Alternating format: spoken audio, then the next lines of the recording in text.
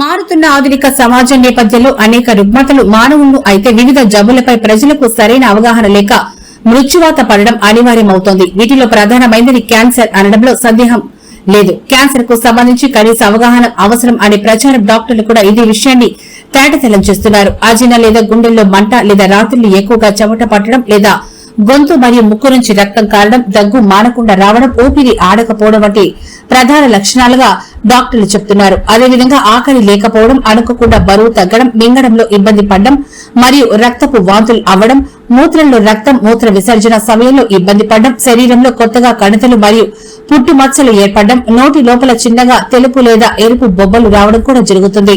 అలాగే రొమ్ములో, చనుమెల్లలో మరియు చర్మంలో మార్పులు రావడం జరుగుతుంది. ఈ మధ్య కాలంలో క్యాన్సర్ కి అధునాతన ట్రీట్మెంట్ విధానాలైన chemotherapy, radiation therapy, hormone therapy, immunotherapy, targeted therapy, bone marrow transplant వంటి ఉత్తమ చికిత్సలు అందుబాటులో ఉన్నాయి. అయితే సర్జరీ సక్సెస్ రేట్ అనేది ఆ క్యాన్సర్ యొక్క రకం మరియు తీవ్రతను బట్టి ఉంటుంది.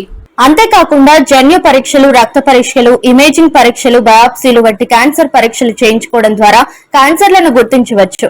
అయితే క్యాన్సర్ కు తొలి దశలోనే చికిత్స తీసుకోవడం ద్వారా క్యాన్సర్ మరణాల్లో దాదాపుగా సగానికి పైగా మరణాల రేట్లను తగ్గించవచ్చు.